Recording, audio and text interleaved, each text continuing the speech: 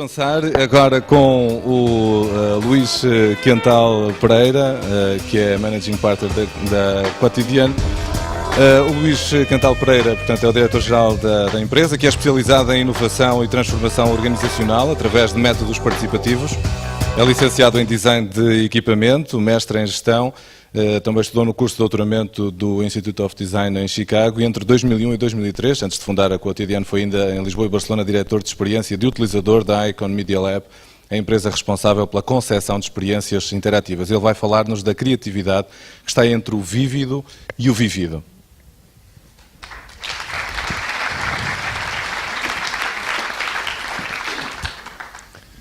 Bom, muito boa tarde a todos.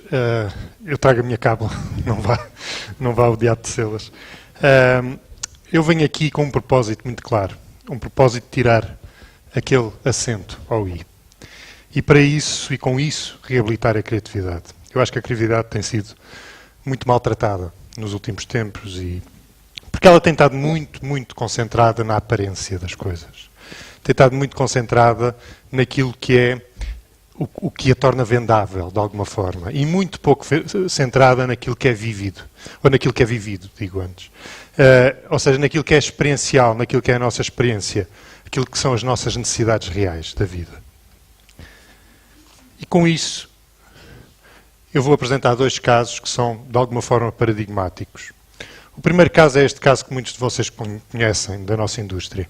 Em 2008, a Renova foi considerada por um painel de 140 empresários portugueses como a empresa mais inovadora do país. E agora pergunto-vos, o que é que esta empresa fez para mudar as nossas vidas? Fez alguma coisa de realmente especial? A única coisa que eles fizeram foi pintar de preto um produto que era branco. Em que é que ela estava concentrada quando fez isto, quando teve esta ideia? Estava, porventura, muito mais concentrada na sua própria notoriedade e muito menos concentrada nas nossas vidas. Estas ideias normalmente surgem em ambientes completamente desprovidos de contexto, completamente desprovidos de vida. São sessões de brainstorm, técnicas criativas que são geradas normalmente a partir de estímulos. E esses estímulos são informação muito estruturada, o último estudo de mercado, os dados de vendas, coisas muito quantitativas. E, portanto, as pessoas acreditam que se nos puserem a nós em ambientes desprovidos de contexto, fora do nosso cotidiano e com informação extremamente estruturada, nós vamos conseguir ter muito mais ideias. Nós vamos conseguir chegar a pensar fora da caixa como nunca antes teríamos pensado. Mas isto, no meu entender, está errado.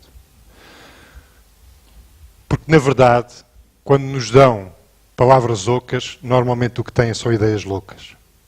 E é realmente o que se passa.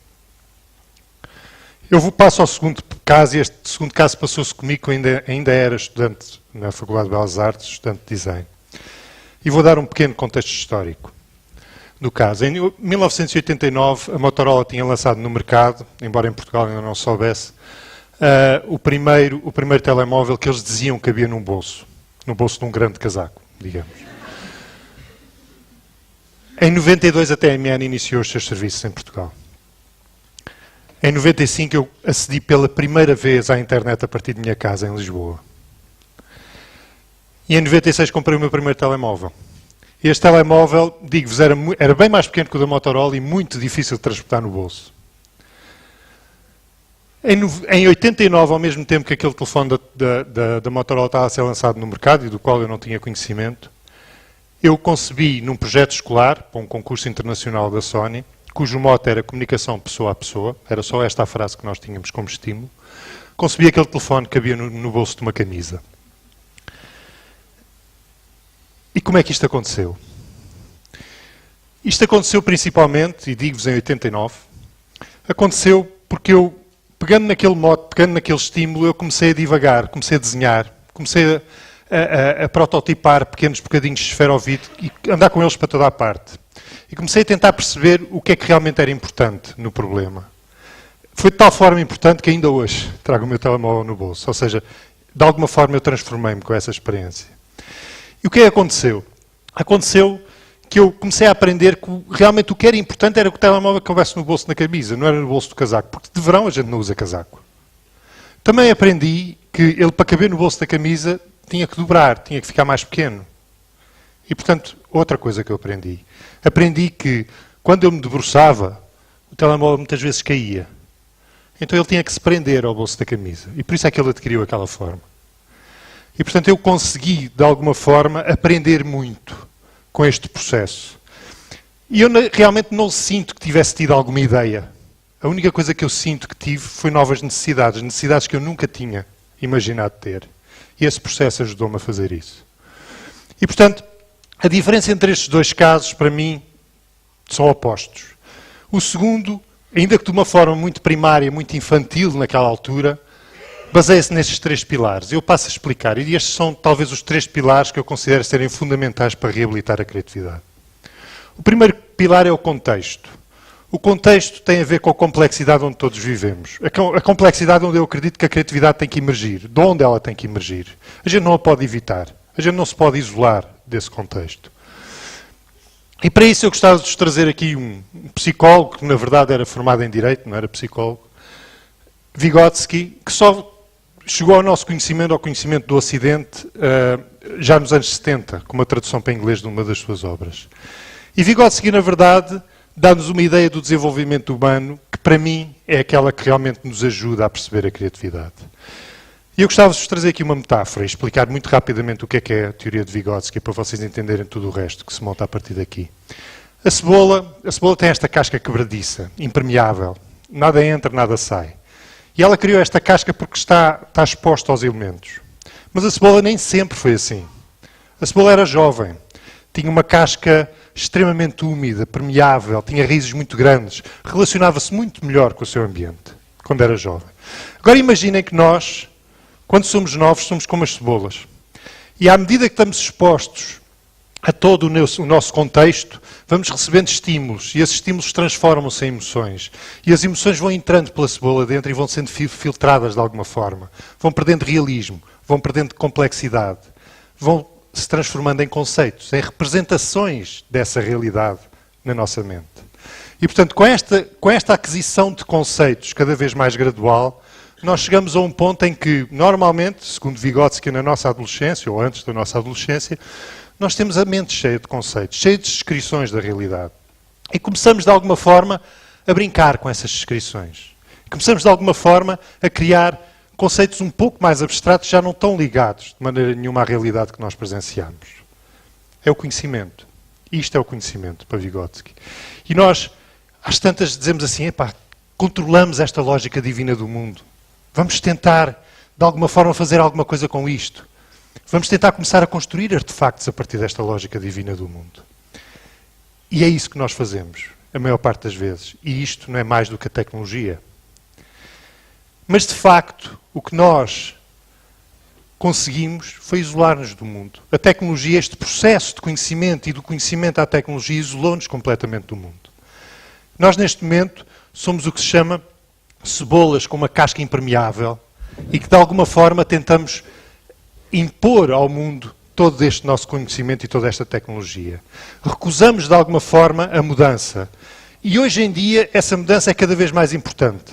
Ou seja, o progresso, a realidade evolui numa velocidade tal que nós não podemos esperar pela nova geração. A nova geração que já vem educada com outros estímulos, com outros conceitos, para nos vir substituir. Nós temos que permanecer, nós e as organizações, temos que conseguir tirar esta casca de cima de nós. Temos que conseguir permanecer ligados ao contexto, de alguma forma. E isso é algo que as organizações estas que são normalmente geridas por homens crescidos, extremamente assertivos, extremamente lógicos, extremamente controlados, que gerem recursos, que gerem máquinas imutáveis, de alguma forma, e que não têm tempo para brincadeiras. E isto contraria muito o nosso espírito empreendedor, contraria muito a nossa criatividade. E chega assim ao segundo dos pilares, o pilar da empatia. A empatia é um pouco uma abertura ao contexto, é a mesma coisa que uma abertura ao contexto, mas é uma abertura a um contexto muito personalizado, o contexto daquele que é meu semelhante, o contexto do outro. E, na verdade, a empatia, quando eu comecei a tirar o meu curso de design, quando eu me comecei a dedicar a esta área criativa, a empatia não fazia parte do nosso vocabulário. A empatia era para os médicos. Os médicos é que normalmente tinham empatia. Os designers não tinham empatia. E não tinham empatia porque nós crescemos e fomos educados numa época em que tudo se reduzia, tudo se miniaturizava, tudo se digitalizava. Os objetos deixaram de ter, no fundo, deixaram de refletir as suas entranhas mecânicas. Era dificílimo comunicar um objeto. Como é que eu ia comunicar um objeto que era uma interface de computador? Como é que eu iria comunicar um objeto que só tinha botões e por fora eu não sabia como é que ele funcionava? Então o designer começou-se a especializar um pouco nesta área de comunicação de objetos, comunicação de funções. E a semiologia para nós era tudo. A semiologia é que nos dava esta capacidade de extrair significado das formas. E era-nos educada muito na escola, éramos muito instruídos nessa capacidade. Mas o que é certo é que ao longo deste processo nós começámos a ser percebidos pelas empresas e principalmente pelo marketing como aquele braço direito que lhes ajudava a comunicar o produto, como ajudava a pôr o produto mais vívido na prateleira e no anúncio. Conseguíamos comunicar a função do produto, função que muitas vezes nem existia.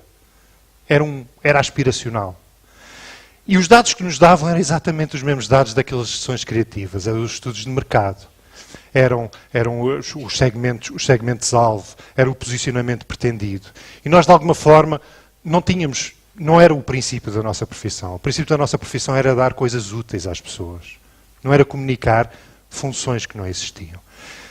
E houve, no meio disso tudo, alguns designers, muito poucos, mas muito reconhecidos, que começaram a perceber que o importante não era o produto ter design. O importante era o produto ser design. E eles próprios é que se tornaram eles os produtos. A face deles é que se tornou o produto. Então o produto ganhou esta dimensão, esta áurea de arte, de objeto artístico. Mas de facto eles não estavam a fazer nada diferente do que as empresas estavam. Estavam a olhar para o seu umbigo. Estavam muito centrados em si. Estavam centrados em safarem-se, eles próprios. Não estavam centrados no outro, naquele que iria utilizar os produtos. E eu, em 97, por volta de 97, comecei a estudar um pouco e comecei a perceber que havia uma saída. Comecei a incluir dentro do meu processo criativo o uso da etnografia. E a etnografia não é mais do que isto. É um instrumento da antropologia, é um método que nos permite a nós olhar para o outro e entrar no contexto dele. Em 2008, Philip Stark, que está aqui, que foi o expoente máximo daquele design de autor, e foi o autor daquelas peças que vocês veem ali em cima, veio ao Design e deu uma maior alegria da vida, na verdade. Ele próprio recusou aquele design. Ele próprio disse que tinha vergonha daquilo que tinha andado a fazer durante todos estes anos. E eu disse, a empatia venceu, de facto. A empatia é uma realidade na criatividade hoje em dia. E chegamos ao último dos pilares. E o último pilar é o da participação. Se nós temos um objetivo para a abertura ao contexto e para a abertura ao outro, então esse objetivo é o objetivo de nos transformarmos a nós próprios. É o retorno à tal filosofia de Vygotsky. E, portanto, se esse objetivo é conseguido, só é conseguido através da participação nos contextos, na participação no ato criativo. E isto tem muito a ver com sustentabilidade. Porquê? Porque, normalmente, a satisfação hoje em dia está muito ligada ao consumo crescente de matéria e de energia.